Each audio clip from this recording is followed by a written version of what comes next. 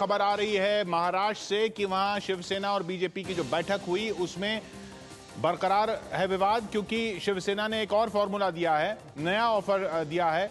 और वो ऑफर क्या है?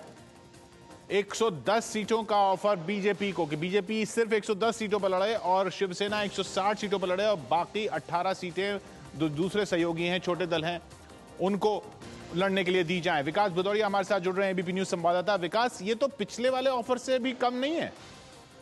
जी हाँ, बिल्कुल। शिवसेना ने प्रस्ताव रखा, वो पिछले वाले प्रस्ताव से भी बेहद कम है और इसमें 110 सीटें बीजेपी को देने की बात कही गई है, जबकि 160 सीटों पर शिवसेना लड़ना चाहती है। इस प्रपोजल को बीजेपी की तरफ से वहीं मीटिंग के दौरान ही तुरंत रिजेक्ट कर दिया गया और सीधे तौर पर कहा गया कि आप एक सम्मानजनक फॉर्मूले के साथ आइए, उसके बाद बात की जाएगी।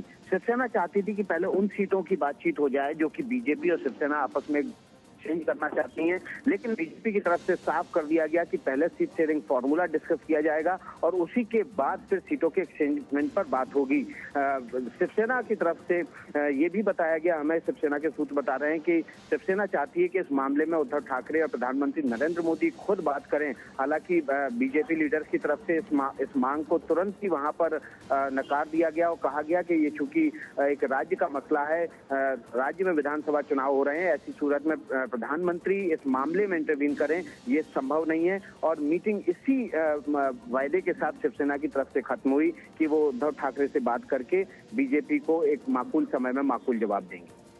शुक्रिया विकास आपका। तो ये पेच अभी भी फंसा हुआ है, ये गठबंधन का विवाद जो है अभी बरकरार है, सीटों के बंटवारे पर सहमति नहीं बन रही है, एक के बाद एक फॉर्मूले दिए जा रहे हैं और वो ठुकराए जा रहे हैं। ये स्थिति है शिवसेना और बीजेपी के इस गठबंधन की बातचीत पर।